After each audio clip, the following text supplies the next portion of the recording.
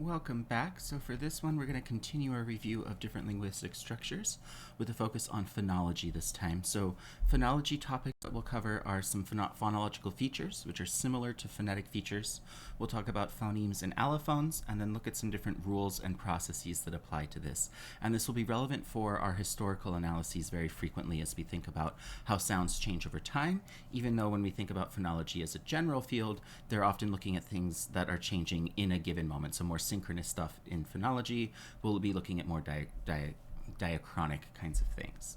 So phonology as a field is the study of a systematic organization of sounds in languages. So we're looking at a system of sounds in a particular language. So we're focusing on things that include phonetics. We still are concerned with sounds, but we're focusing on a single language variety. So rather than looking at any possible given sound that could exist in languages of the world, we're looking at what sounds exist within a particular language and that particular language's system.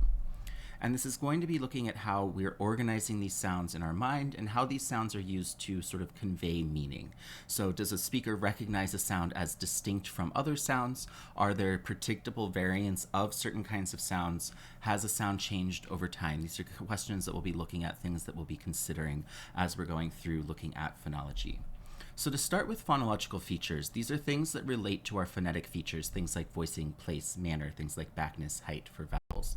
And these are ways that we categorize sounds. So phonological features will include all of those phonetic features as well. So it's similar to those in concept, but they can sometimes be more general. So we're thinking more about the categories of sounds, how other sounds are similar to each other, rather than just an individual sound. And we write our phonological features in square brackets with a plus or a minus sound. So something either has the feature, so it would be plus whatever that feature is, or doesn't have the feature, it would be minus whatever that feature is. So if we're talking about all of the fricatives, for instance, we'd have a feature that was plus fricative.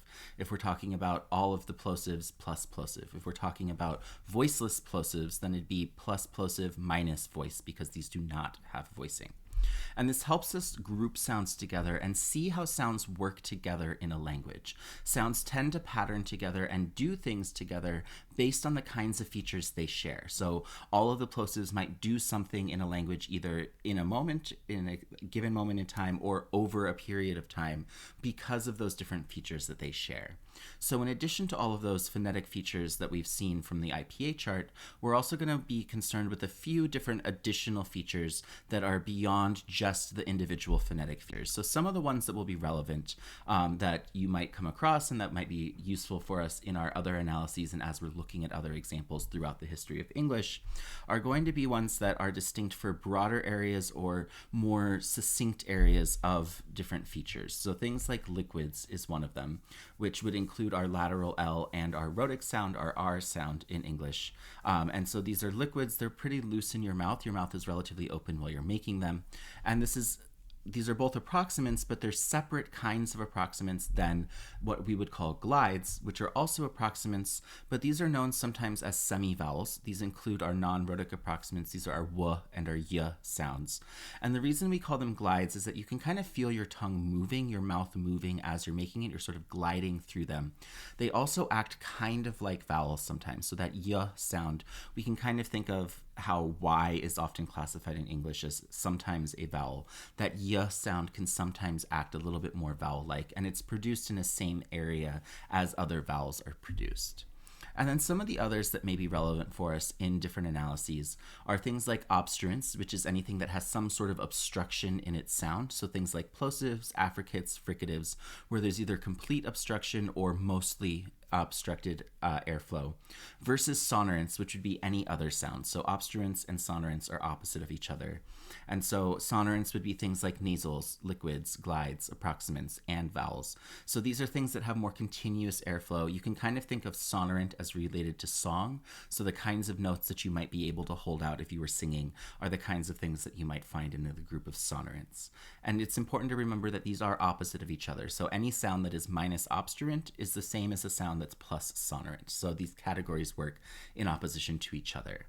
And then the last one that we'll talk about that has relevance in English is what's known as stridents or sibilant sounds. These are sounds that have very high frequencies because these are sounds that are hitting the back of your teeth as you're making them.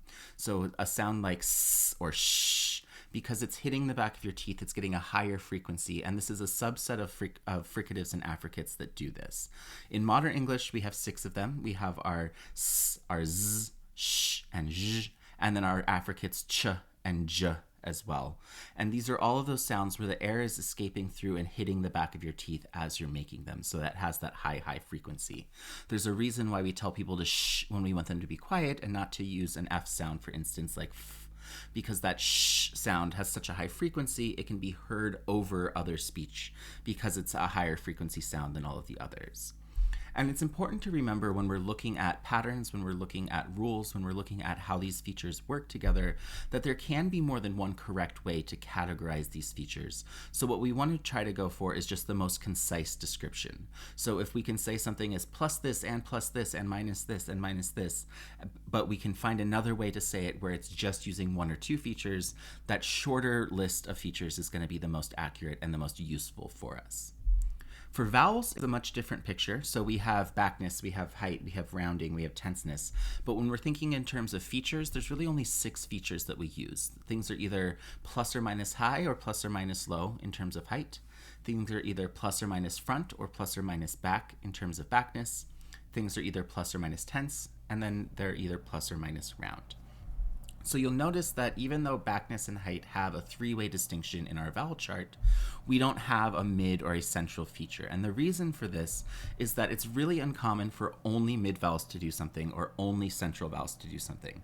They tend to pattern with either the high or the low vowels or either the front or the back vowels and work together. So if you say something is minus back, that means it's a front and a central vowel. If you say something is minus high, that means you have a mid and a low vowel.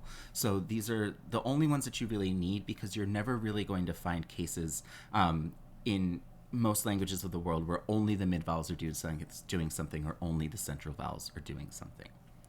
If we move on to thinking about how we determine which sounds exist in a system, these are what we would call phonemes. These are the smallest units of sound that distinguish meaning in a language. So we aren't talking yet about meaning itself, but they are contributing to what the meaning could be. So the best way to talk about this, the best way to see this, is through the use of minimal pairs. And so if we're looking at 2 words that are pronounced exactly the same except for just one sound, those 2 sounds would have to be separate phonemes in the language. And the reason that this gives us that evidence is that if we have a word like bat and cat, we know that b and k have to be separate sounds in the language because those are 2 different words that mean 2 different things. And the only difference between those words is that individual sound, that first sound of the word. So the difference there gives us a different word that means something different. The b itself doesn't mean anything. The k itself doesn't mean anything. But when we use that as a word put together, we have a different word with a different meaning. So that sound has to contribute to the meaning. It has to be a separate sound that we recognize as distinct in the language. And those examples where words are the exact same except for one sound are what we call minimal pairs. Minimal pairs are the easiest way to determine if you have a sound, a phoneme in a language versus something that might be an allophone or just a variation on that sound. But we're not always going to find exact minimal pairs with sounds that are actually distinct in a language. They're not always going to show up in the exact same place. So what we sometimes find and what we sometimes use for evidence are what are known as near minimal pairs. So if we have an example with our post-alveolar fricatives, we have sh and zh. We don't have any examples of actual true minimal pairs in English for these, but we do have near minimal pairs in words like pressure versus pleasure, where they're not exactly identical, but the words are very similar to each other, and the specific sound before and the specific sound after are identical. So both of the words are structured with a P and then a liquid and then an eh, and then you have either the voiced or the voiceless post-alveolar fricative, and then they both end with an R. And so the environment, the sound that's coming directly before and the sound that's coming directly after, is going to be an eh and an So we're putting them in the same place. They can't be predicted. We can't predict where one is going to happen versus another because they can show up in the exact same environment. So this still gives us evidence that they would be separate sounds in the language because they can't be distinguished based on where they're showing up in a given word. Not all sounds that exist in a language, though, are necessarily phonemes. Sometimes we have sounds that we produce but don't really think of as separate sounds in the language, and these are the sounds that we call allophones. It's just an alternate pronunciation of a phoneme, and these are sounds that occur in a very specific environment that causes the sound to change. And what makes allophones easy to detect and what makes them different than phonemes is that we can predict where they're going to show up, and we can use phonological rules to describe what that change is. So we won't find minimal pairs for allophones, but instead we'll look in the environment of different sounds that are on either side and look for what is the context where a sound will change from one sound to a different sound based on the sounds that it's next to. So one example that we have in English is an aspirated sound. So we aspirate our voiceless stops at the beginnings of words when they're in front of a vowel, but we don't do it if they're not at the beginning of the word or if they're not in front of the vowel. So if you say a word like pit, you can feel that puff of air and you can hear that puff of air. But if you say a word like spit, you don't have that puff of air. But it doesn't change the meaning, and we don't think of those as different sounds in English. If I said spit, it still means the same thing. It just sounds funny. So it's not contributing to meaning. It's not changing the meaning, but we're pronouncing it in a specific way based on the sounds that it's next to.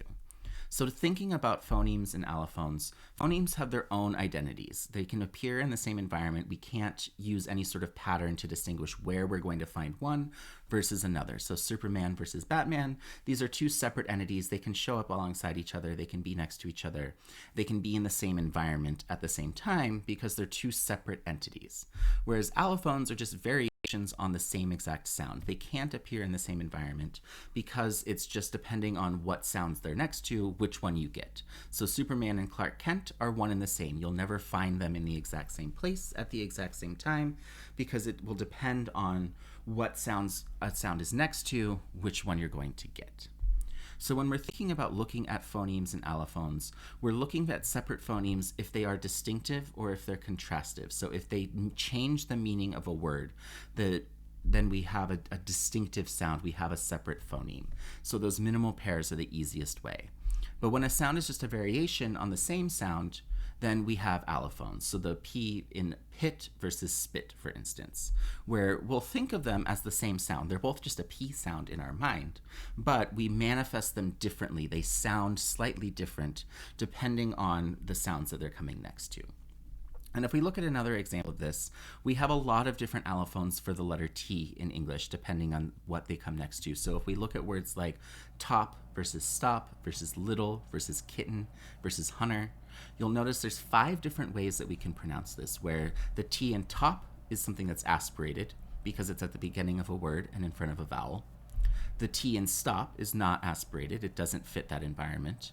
But we have some other variations that happen as well. So the T in little is a flap, and this is because of the stress that's coming before it and the fact that it's between vowels. So little. We're not saying little or lidl and actually pronouncing a T or a D. We're just flapping our tongue up and dropping it down. We sometimes get a glottal stop with words between vowels. So a word like kitten or mitten or cotton in many dialects will have a glottal stop. This is going to be varied between dialect to dialect. And then a lot of times in many dialects, we drop a T if it's after a nasal. So instead of saying hunter, you might often hear just hunter, where you're dropping that T and it's just not pronounced at all. We completely delete it. And these are all things that are T conceptually in our minds. We all think of them as being a T sound, but sometimes we pronounce them differently and sometimes we just don't pronounce it at all, depending on the sounds that it's coming next to. So when we're looking at phoneme and allophone problems, you'll be given a data set, usually in a different language, that will have 2 sounds to compare, and you'll determine, well, are they minimal pairs? Are they separate phonemes? Or do I have to look for what the pattern is where I see it versus where I don't see it? And so there's steps that we take for these kinds of problems, and we'll go through those steps and we'll look at an example briefly. And we'll be practicing this in class as well. So the steps that you take is the first thing you do if you get a data set that is telling you to compare sounds is to check for minimal pairs. And the reason you do this is that if you find minimal pairs, you know that you have separate phonemes, so you don't have to do any other analysis. You don't have to do anything else. You found separate phonemes, you just list those out as your examples, you're done. You know that these are separate phonemes. If not, then you're going to start looking at, well, what are the different environments that these sounds that I'm comparing are coming in? We're going to look for what those sounds look like. We're going to put them into a chart. The chart will show up on the screen in a moment. And on the chart, we're going to look for what are the environments that we see on both sides. So if we have a chart, say we're comparing P and B, and P is coming at the beginning of a word and it's coming in front of a vowel, then we would have a symbol for the beginning of the word, we'd put an underline, and then we'd have a vowel that we would list after that on that side of the chart. And then if B is, say, only coming in between vowels, we would list out the sound before and the sound after and put our different environments into that chart. And then we would compare and say, okay, well, do I find the exact same environment on both sides of the chart? If not, then we're going to look for what pattern we have. If we don't find the exact same environments on both charts, on both sides of the chart, we probably have allophones. So we want to figure out the pattern. We want to think about, well, what is the most predictable column? And how can we describe what sounds it's coming next to? So when we're describing that, if we're noticing that we have voiced fricatives that are only occurring between vowels, and then we're seeing these voiced stops that we're comparing it with happening in all of these other instances that we can't easily describe, then we can say, well, the voiced fricatives are happening between vowels. I can see that as a pattern. The voiced stops are not predictable. They're occurring everywhere else. So that would be my underlying phoneme. That would be the one that isn't predictable, the sound that I as a speaker am thinking of when I'm pronouncing the sound.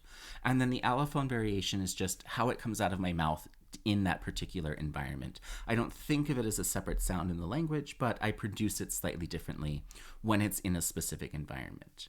So as we're drawing the chart, we'll spend a little bit more time looking at what that looks like. We want to make sure that we're incorporating each sound's environment into our chart.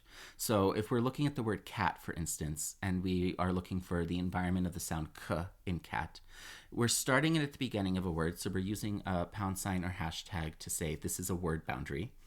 We use an underscore to say this is where the sound I'm comparing, the sound I'm looking at, would go. And then we put the sound that's directly after. So this gives us the sound before and after and gives us a way to compare it with other environments. The environment for a would be the k in front and the t after. And then the environment for t would be the a in front and a pound sign after because there is no sound there. And we put those into the chart in order to be able to compare them side by side. So if we do just a quick example, looking at an example in Greek, we have several different words here that you may notice that we'll be looking at. So we'll look at specifically k and k. So the letter C in the IPA is a palatal stop. It's a k sound. And then we'll compare that also. We'll also compare h and k, which would be a fricative that's palatal. And so if we're looking at this, the first thing you want to do is look for minimal pairs. And between those two sounds, between k and k, which are all in the first column, we don't see minimal pairs. Between h and h, we don't see anything in the second column that shows us minimal pairs. So we don't have any minimal pairs. And next we're going to draw a chart. And then if you draw a chart, you put the environments of each of those words, you end up with something that looks like this, where we're noticing that the k is at beginnings of words, and it has an a, an u, or an o. The k has beginnings of words, or sometimes an o. It has different vowels that are after it. And we see a similar chart for the other two as well. So once you take that chart, you want to say, okay, well, what is the pattern that I'm seeing? And if I'm looking at these charts, if I compare just the one chart on the left, you'll notice that k is always happening at the beginning of a word, but the k, the palatal one, can also happen at the beginning of a word. So that side of the environment doesn't actually give us any useful information because it's not distinguished. So instead, we're just going to focus on the sounds that are coming afterwards. And we notice that there isn't anything exactly the same. On k, we have a, u, and o. On k, we have e and a. So we're going to want to think about what is the difference, what is the commonalities, what is the way that we can predict this change based on looking at these charts. So if we're looking at this data and we're trying to come up with an answer for what is going on with this problem, We'll notice first that there are no minimal pairs between the two sounds that we're comparing, and we also don't see any identical environments in those charts. And so when we're determining what's more predictable, in this case, as I mentioned, the first half of the environment doesn't help us, so we're just looking at what's on the second half of the environment. And what we're noticing is that the palatal ones are actually a little bit more predictable. So they all are vowels, but E and A are both front vowels. The other ones can be mid or back vowels. So there's a little bit more variation in those other vowels, which would mean then that the underlying phonemes are k and h, and then the palatal ones would be the allophone variation. And so what we're noticing is that k and h are both velar, k and h are both palatal. And so we can describe this pattern by saying, well, we're starting with velar sounds, and they're becoming palatal sounds. And this is happening anytime we notice that there's a front vowel there. So our velar sounds are becoming palatal when they're occurring before a front vowel. So that would be the general answer to this problem. But what we can do is we can create a sort of shorthand rule that will allow us to sort of visualize what this looks like. And so we can use the different kinds of rules depending on what our goal is in different ways. So synchronic rules like this one will find a systematic pattern within a language at a given point in time. So the one that we see in the example would be plus velar is becoming plus palatal whenever it's happening before a front vowel. And we also see this in other examples, such as the English rule that our voiceless plosives are becoming aspirated at the beginning of words and before vowels in English. So we can write this by saying something that is minus voice and plus plosive becomes, with our arrow, plus aspirated, slash for our environment, and then we can list the hashtag as our beginning of the word, our underline for our environment, and then a big V for vowel. But we also will see these throughout the semester as diachronic rules, ones that show how language has changed over time.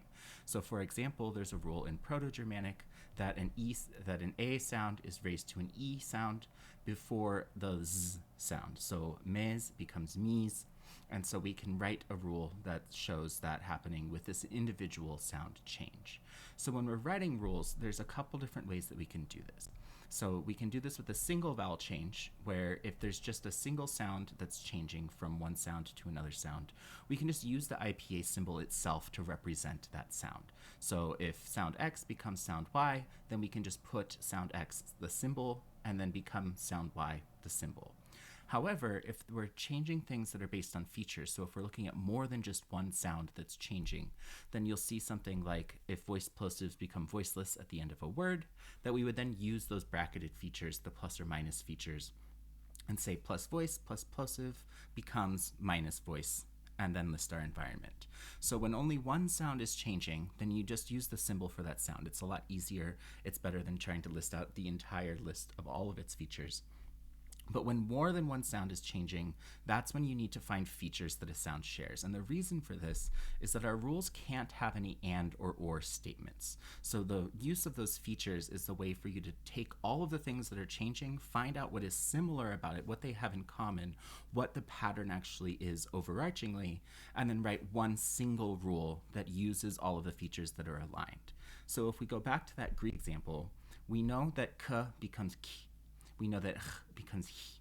And so we know that they are velar sounds that are becoming palatal whenever they're in front of front vowels. So we can take that and put that into our notation system and say that something that's plus velar, arrow becomes something that's plus palatal, slash for our environment, and then we put the underscore in front of the front vowels because that's where this change is taking place. And this is something that happens in a lot of languages of the world. We do this in English as well. So if you say the word car, car, because that's a back vowel, we're still using that K sound. But if you say the word key, you'll notice that we're actually moving our tongue forward and making that sound as a palatal sound next to that E sound, because our tongue is already trying to get up to that E sound. So it's a very natural thing to do.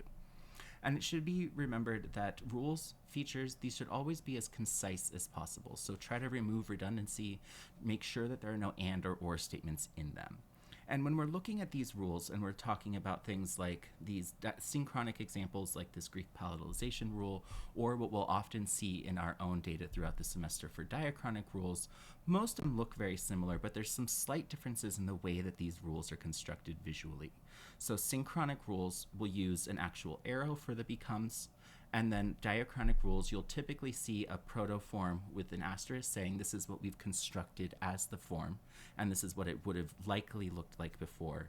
And then you use a greater than symbol instead of the arrow, and that just illustrates that this is a historical rule rather than a current moment kind of rule. So those are the slight changes that you'll notice. Most of the other symbols are going to be the same regardless, but you will see some slight changes in that.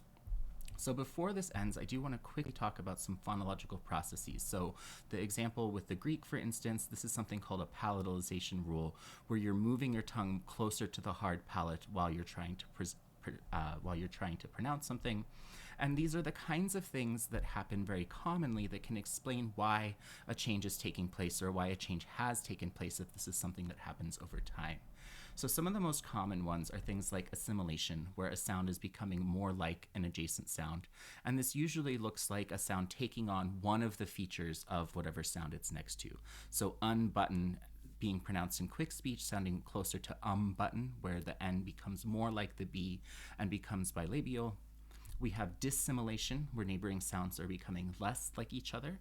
So the idea of saying February instead of February, so it's easier to pronounce with the y than it is to put two R's that close together.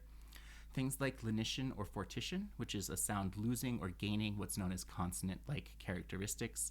So lenition would be something like a stop becoming a fricative, so it's losing some of that restriction. Or fortition would be a sound becoming stronger, so a sound devoicing at the end of a word would be an example of fortition, for example. Ellipsis is also known as deletion, and this would just be the loss of a sound at any point in the word. We'll see this very frequently throughout the semester, typically from something like a lack of stress. So sounds at the ends of words that aren't stressed will often just disappear and go away. We no longer need them, so we don't pronounce them. Epenthesis or insertion is where you add a sound where it's not expected. So an example of this is that we often find a T sound between an N and an S in a lot of words. So the word prince, like prince or princess, ends up sounding more like prince, as in like leaving paw prints, because the N and the S are so close together and have similar articulation. Often that T just kind of happens in between them when we're speaking in quick speech.